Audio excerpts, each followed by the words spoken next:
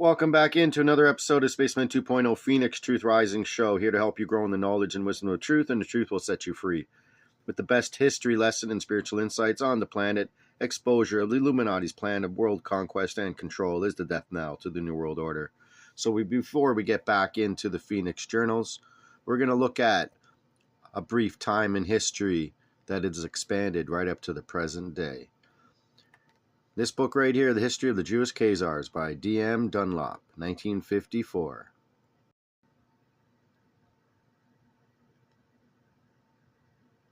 So what you will find out here is that the KHAZARS took on the religion of Judaism in about 740 A.D.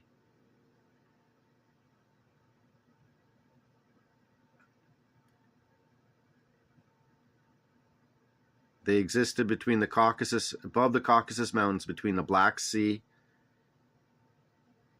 and the Caspian Sea.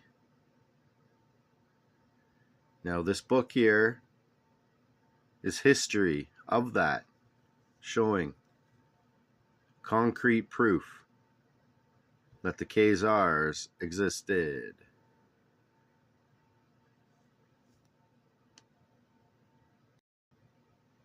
But as you see here, 965, a Russian came down, became actually the first Russian king, and he dispelled the KHAZARS and created a control over them. Hence why, 1,000 years later, they're trying to take back the Crimea and all that around Ukraine as revenge. So as you read the top line, thus Khazaria and the KHAZARS are mentioned long after the disaster which befell them in 965. So, subject to the Russians. Adding them, the subjection can only apply only to the part of the Crimea Peninsula and the peninsula opposite it. And you have seen the name Mongol Conquest and Kipchaks. Okay, keep that in mind. They say the connection of the rise of the Seljuks with the declining state of Khazaria suggests that Kacharia yields interesting possibilities may yet become more apparent. Okay, they're saying the Seljuks actually took over Khazaria as well.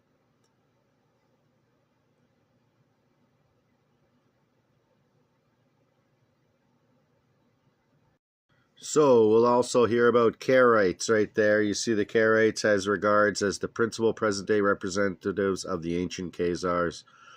Okay, but they make them look like they're nothing like what the KHAZARS used to be, which was barbarians that would rape, ravage, pillage, and plunder.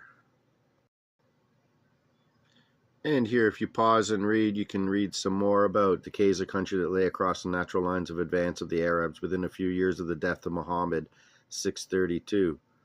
So, a little bit above there, the Khazars have another and special claim on our interest. Their territory is situated between the lower course of the Volga and the northern slopes of the Caucasus, extending as far as the lands around the Sea of Azov, and at least in the 9th century, even further west to Kiev in the middle Dnieper, while eastward and exercise control over the tribesmen as far as the Oxus. Okay, so let's just take a second look. And from the top, let's just read a little bit more. It is clear that the victorious Muslims were met and held by the forces of the Khazar kingdom, though, like the Franks, the Khazars were thus, in a sense, the champions of Christendom. They belonged racially to the nomadic or semi-nomadic type of Central Asia, and at this time were still shamanists. Remember that. That's where their Satanism comes into effect. Later, as we shall see, that this is not the least remarkable thing about them. They converted to Judaism. It can, however, scarcely be doubted that but for the existence of the KHAZARS in the region north of the Caucasus, Byzantine, the bulwark of European civilization in the east, would have found itself outflanked by the Arabs, and the history of Christendom and Islam might well have been very different from what we know. Interesting. And right there, a continuous account of the KHAZARS was in fact given by the Cambridge historian J.B. Bury in a chapter of his History of the Eastern Roman Empire. This may be taken as the best account available. Okay. And if you need any more proof, you can look into that book, which is known as Poetry and Writings from Judah Halevi, which was talking about the Khazarians back then. So, continuing on, adding up to my moniker, the best history lesson on the planet. The Times Complete History of the World. This came out around 2009. So I'm going to go over these quickly. But look at this map, okay? This is the map. Caspian Sea. There's the Persian Gulf. There's where Netanyahu wants to do his canal, right? Boom, boom, boom. Right through into, right? Into Gaza. So it can go right there. They're putting a railroad right there. But look at the Caspian Sea, the Black Sea, the Caucasus Mountains, the Volga, and the Don. This is where the Khazarians ruled, okay? And they wanted to take over all of this area.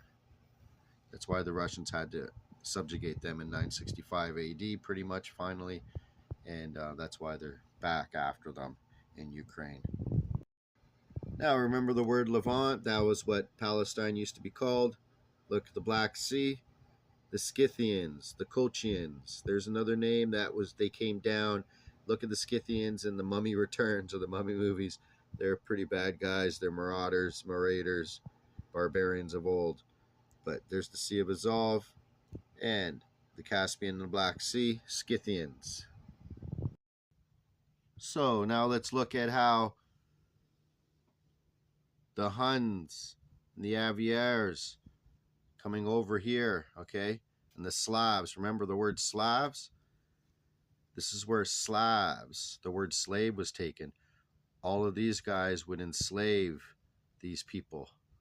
Remember, Genghis Khan and Mongols. And here's another wonderful map. And if you don't believe that the Scythians were the KHAZARS, or basically, there it is, the Khazar Empire. Okay, the precursors to the KHAZARS were the Scythians. It's all the same group of marauders, barbarians that take on a religion but don't truly live by any religion. See how the Caucasus Mountains blocks them from infiltrating down below? But they do every so often and leave their trade route spies.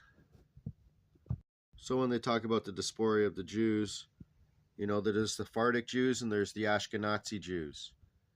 Okay, and there's two different types. And we'll get into that, but that's a very big clue. Okay, remember the Caspian Sea, and that's the Black Sea, the Sea of Azov, and this was all taken over by them. And the Mongol invasion, okay, the Golden Horde,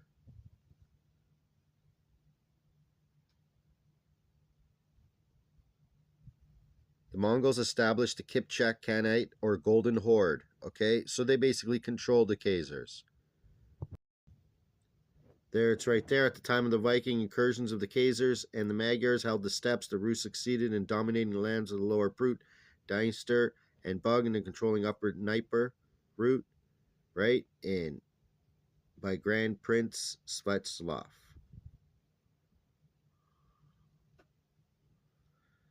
(962–72). Get back in part 2.